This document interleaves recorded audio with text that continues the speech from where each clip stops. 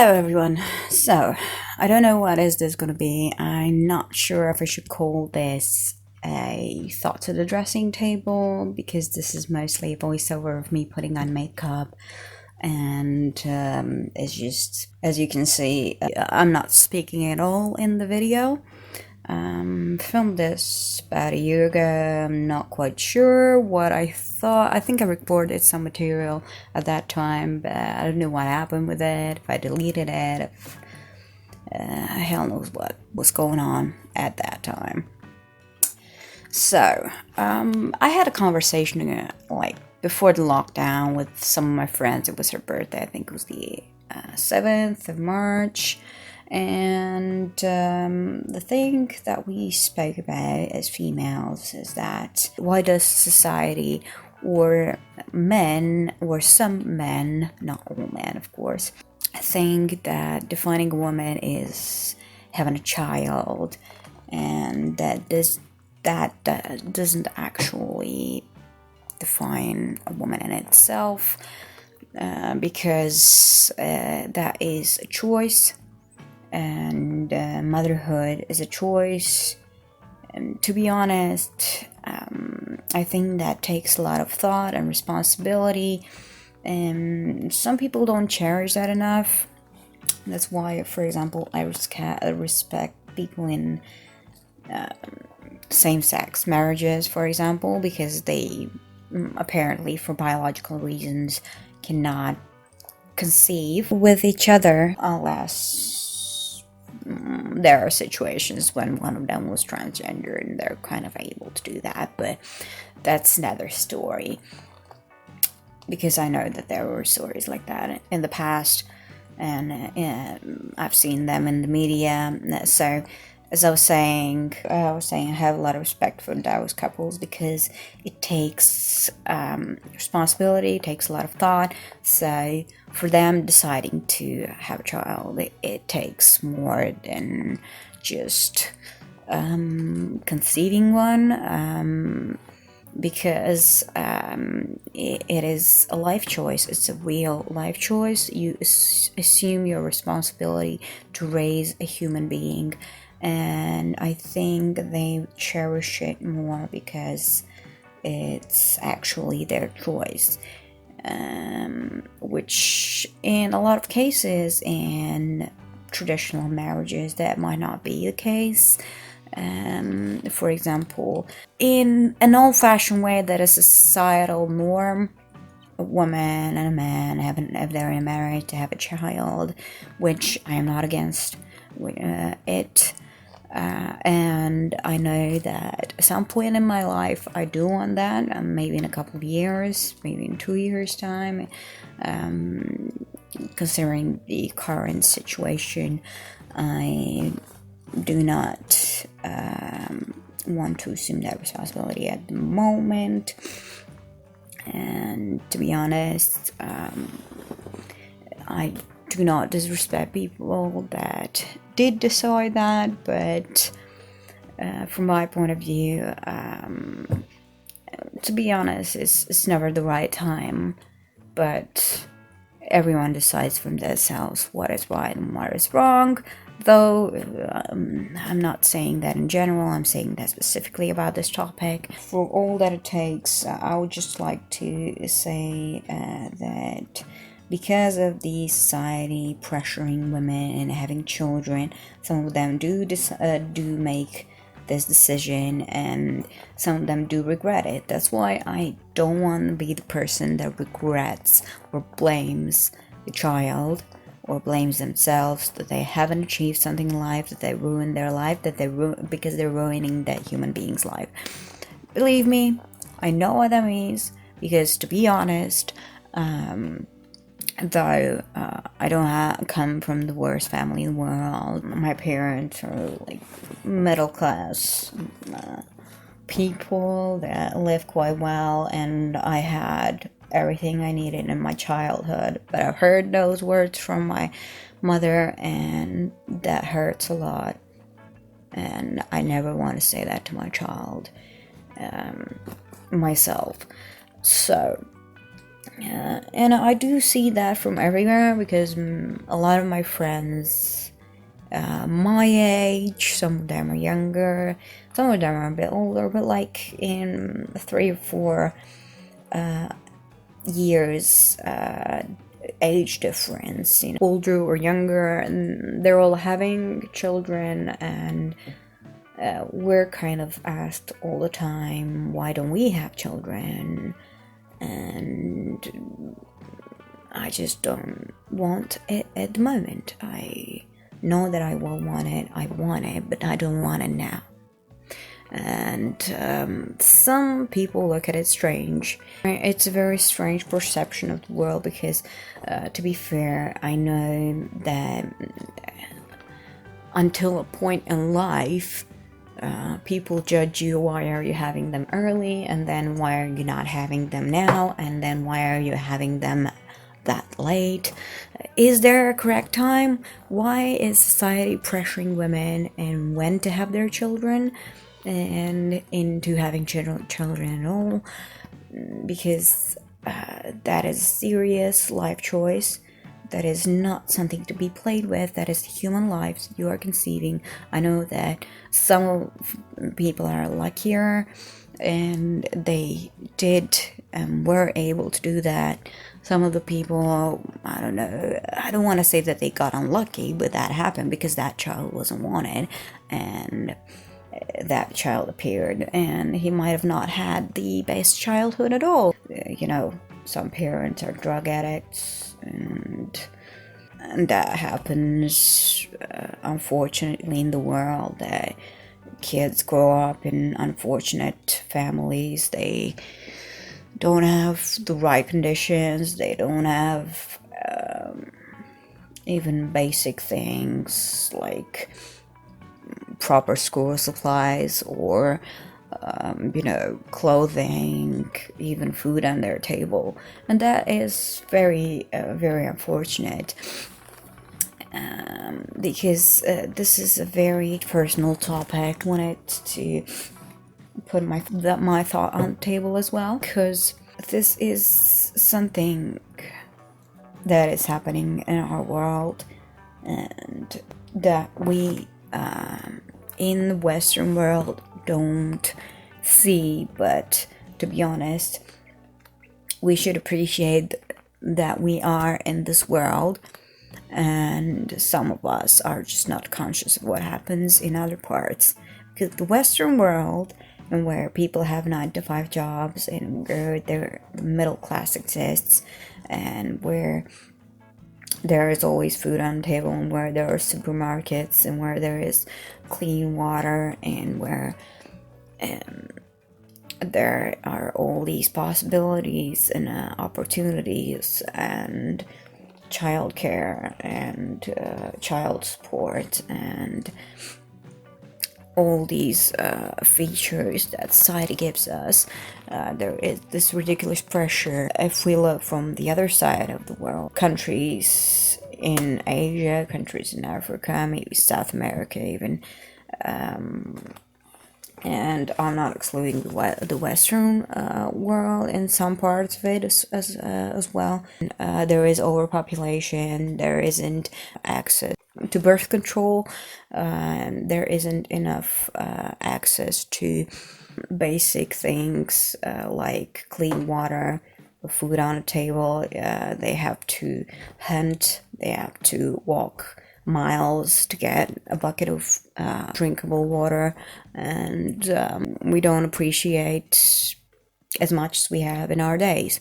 I don't like that our current society is getting too fussy about all these things, and people are just judging each other. It's like, why? Like people that are saying that they're anti-vaccine, and other people in other sides of the world are dying of tuberculosis, smallpox, and other diseases that we were able to annihilate because of the medical resources in this part of the world that we live in, that made people in our society be immune to those diseases. And I think people are just forgetting about that, people are just not realizing and what danger some of them are putting each other.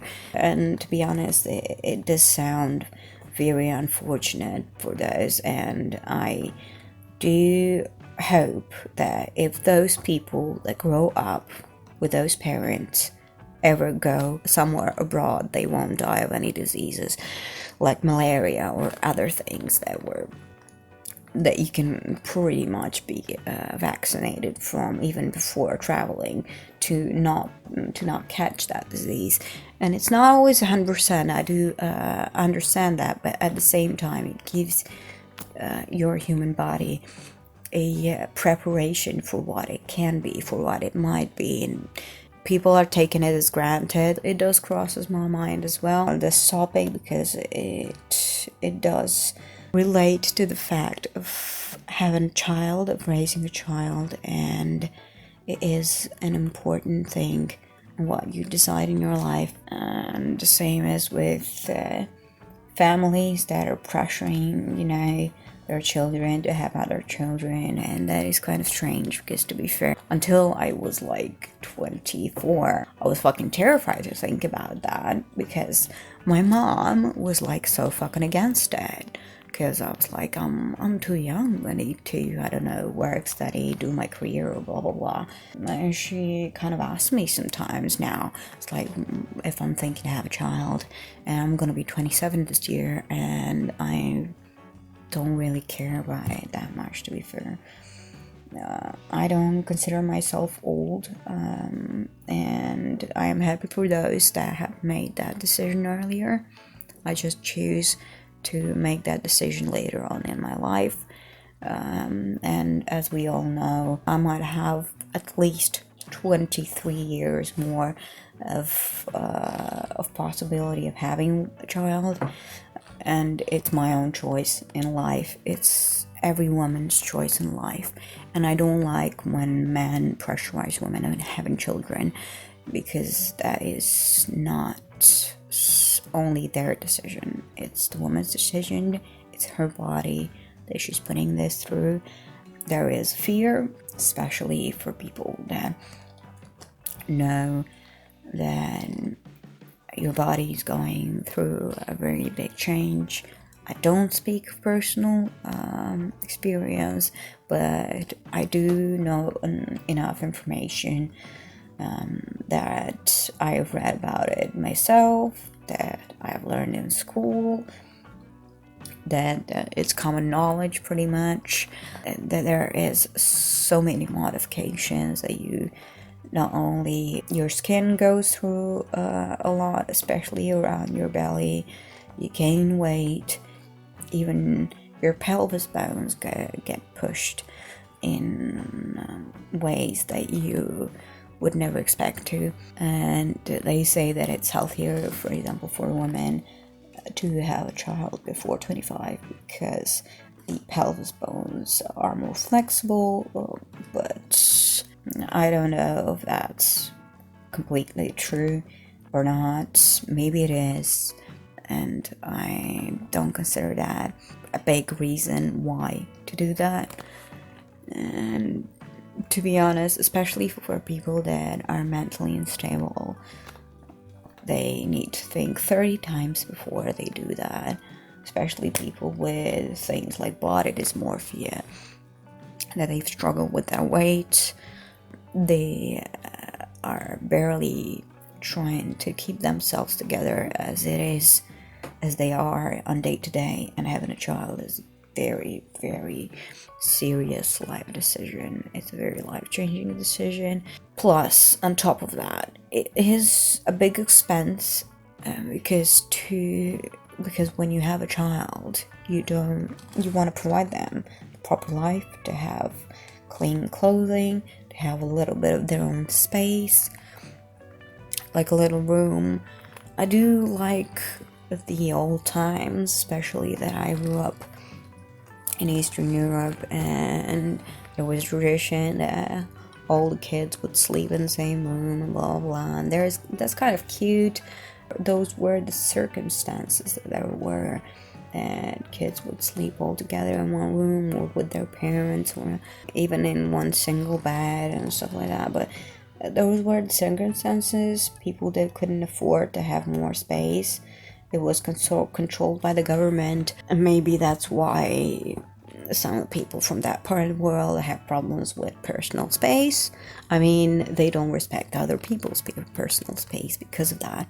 To be fair, it kind of affected myself because I was sleeping with my grandmother in the same room for 14 years, and when she passed away and we moved into a new apartment, I was bloody afraid of the dark, which is kind of silly, but it's actually true because I always knew that there was someone.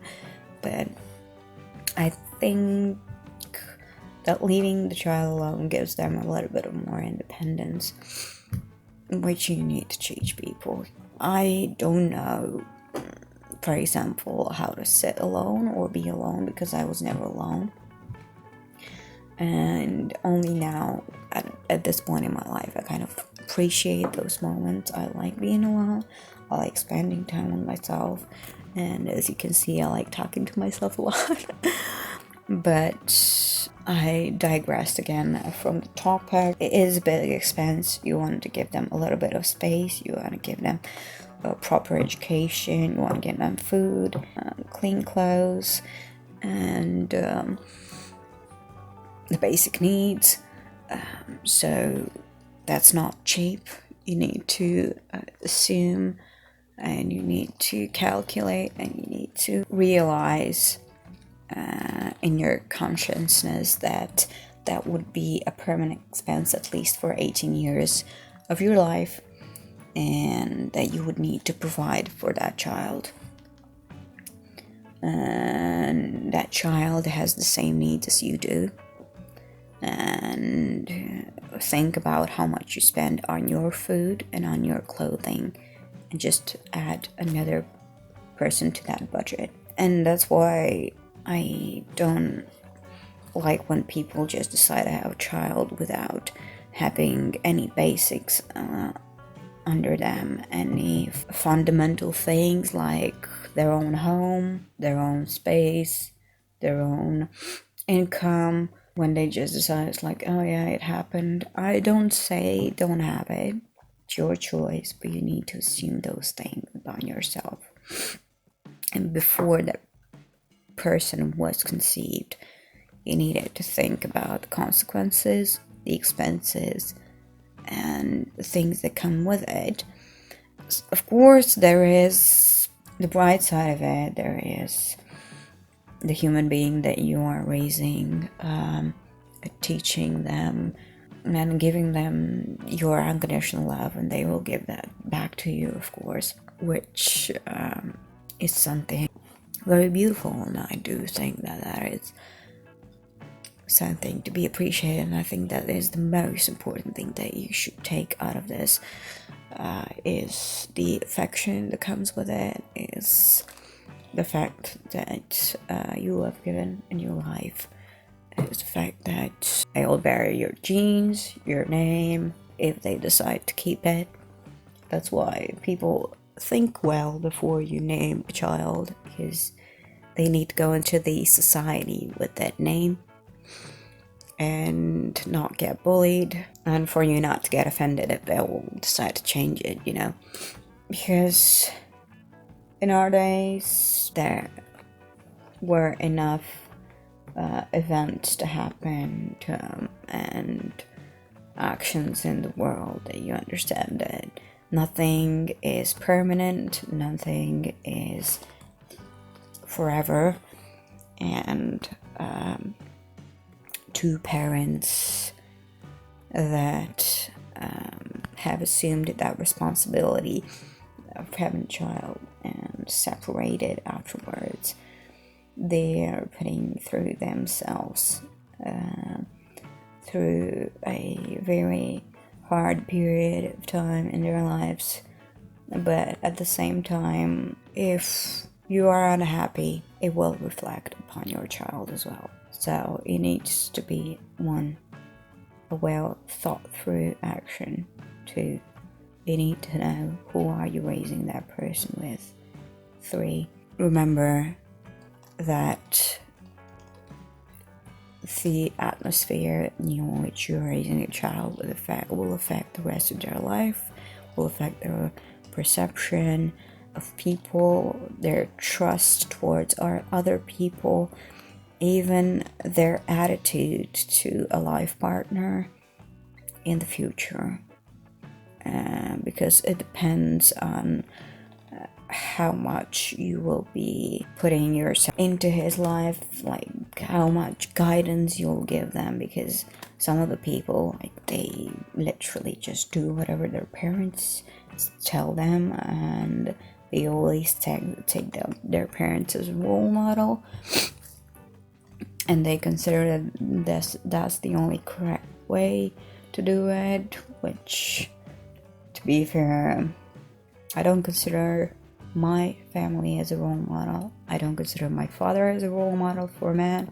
I don't consider my mother as a role model for a woman. I know that it is quite deceiving. It might be deceiving for parents, but you need to realize that there is always a different way and a better way to do it. It takes a lot of self-analysis, and it takes a lot of thought, and takes a lot of responsibility in itself. It was a little bit of my point of view upon this topic, a bit of things of what I considered to say, a little bit of everything that is going on in the world. Not that anyone didn't know about it, because it's I consider myself, this is common sense and common knowledge, but you decide for yourselves and inform yourselves as much as you can. Thank you very much for listening and watching. I hope you enjoyed me doing my makeup and my voiceover as well. I'll be more than happy if you like, subscribe, and you can look in the description box for my Instagram account. If you want, you can follow me over there as well. I was Felicia with yourselves. I hope you have a wonderful time in any hour of the day that you are at the moment. Have a nice one. Bye.